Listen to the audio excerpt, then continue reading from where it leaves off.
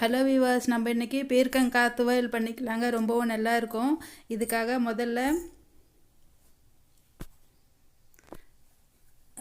வெந்தயம், கடலைப்பருப்பு, கடுகு, சீரகம், இது எடுத்துருக்கேன், உளுத்தம்பருப்பு எடுத்துருக்கேங்க. இது வந்துட்டு எண்ணெய் விடாமல் இது மாதிரி கடாயில் போட்டு நல்லா வறுத்துக்கலாம். தனியா ஒரு 2 ஸ்பூன் அளவுக்கு தனியா போட்டுக்கலாங்க. இதெல்லாம் நல்லா மீடியம் ஃப்ளேமில் வச்சுட்டு நல்லா வறுத்துக்கணும்.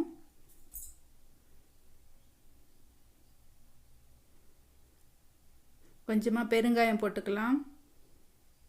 நல்லா இது மாதிரி வறுபட்டு வந்துடுச்சுங்க. இது வந்துட்டு ஒரு கப்பில் வச்சுக்கலாம்.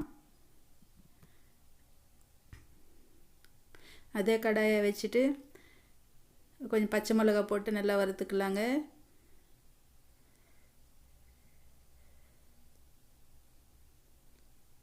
கொஞ்சம் எண்ணெய் போட்டு வறுத்தோம்னா நல்லா சீக்கிரமாக நல்லா வறுபட்டு வரும். கருவேப்பிலை போட்டுக்கலாம். நல்லா வறுத்தாச்சுங்க. இதையும் ஒரு கப்பில் வச்சுக்கலாம்.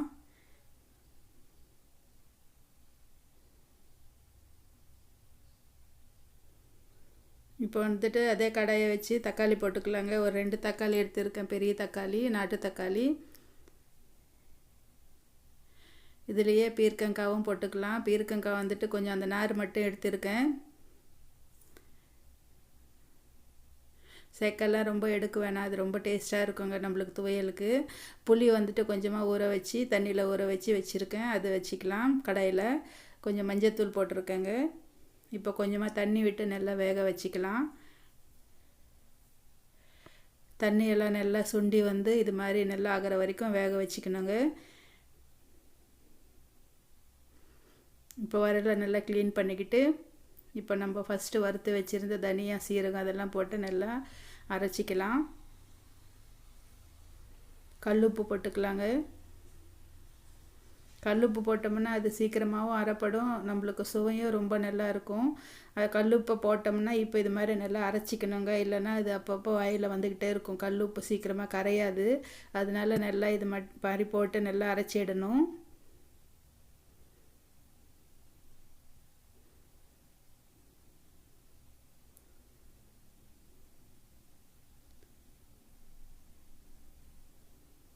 நல்லா இது மாதிரி இடிச்சுக்கிட்டோம்னா நல்லா மசிஞ்சு வந்துடுங்க. நம்ம நல்லா ஃப்ரை பண்ணியிருக்கிறோன்றதுனால அது சீக்கிரமாக அரைப்பட்டு வந்துடும்.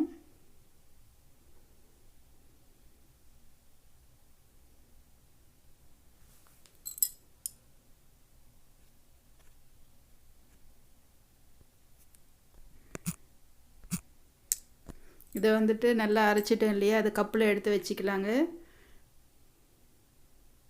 இப்போ பச்சை மிளகா, கருவேப்பிலை போட்டு நல்லா இடிச்சிக்கலாம்.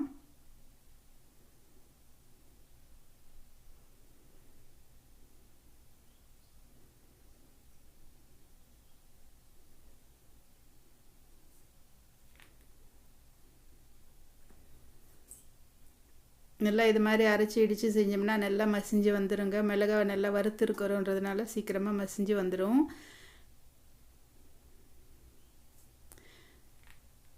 இப்போ வந்துட்டு இது புளியை போட்டுக்கலாங்க. புளியும் தக்காளியையும். இது வரல் சின்னதுன்றதுனால கொஞ்சம் கொஞ்சமாக போட்டு சேர்க்குறேங்க. பெரிய வரலாக இருந்ததுன்னா எல்லாத்தையும் ஒரு வாட்டி போட்டு நல்லா இடிச்சிக்கலாம்.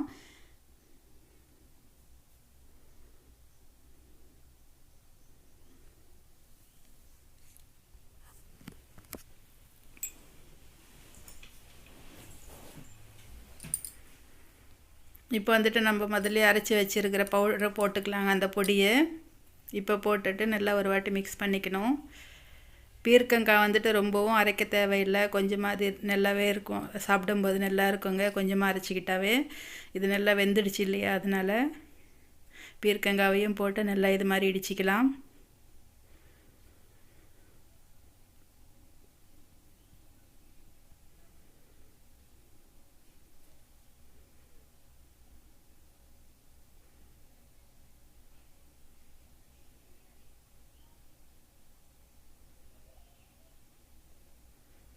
இப்போ வந்துட்டு வெங்காயம் கொஞ்சம் கட் பண்ணி வச்சுருக்கேங்க, அதையும் போட்டு மிக்ஸ் பண்ணிக்கலாம் அதில்.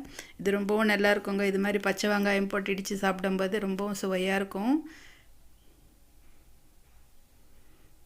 சில பேருக்கு பச்சை வாசனை பிடிக்கலன்னா விட்டுடலாங்க. எங்களுக்கு ரொம்ப பிடிக்கும் இது மாதிரி இடித்து சாப்பிட்டோம்னா சட்னியில் போட்டு.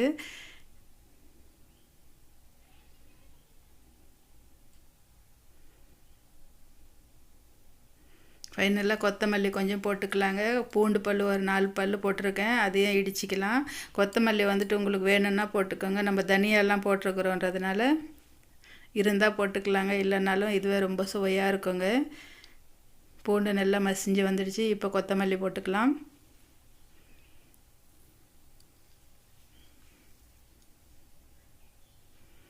இதையும் நல்லா இது மாதிரி இடிச்சிக்கணுங்க. ஒரு வாட்டி மிக்ஸ் பண்ணிக்கிற மாதிரி தாங்க அது.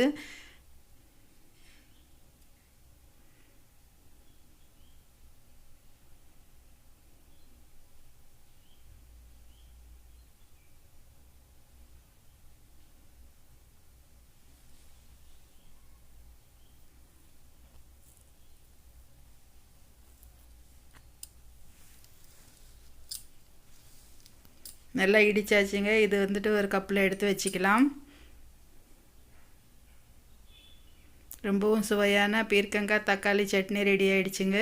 இது ஒரு வாட்டி கையில் மிக்ஸ் பண்ணிக்கலாம்.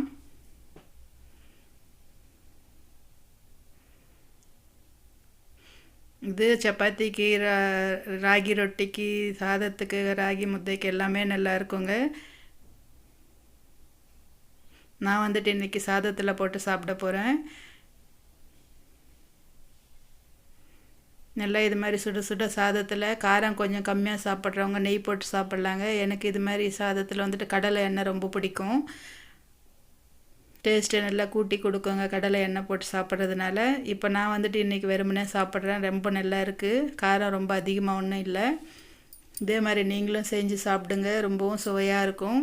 காலையில் செஞ்சு வச்சிட்டிங்கன்னா ஈவினிங் நைட் வரைக்கும் இதுவே சரியாக போயிடுங்க. ஓகே வியூவர்ஸ், நம்ம சேனல் சப்ஸ்கிரைப் பண்ணிக்கோங்க, லைக் பண்ணுங்கள், உங்கள் ஃப்ரெண்ட்ஸுக்கு ஷேர் பண்ணுங்கள். ஓகே வியூவர்ஸ், பாய்.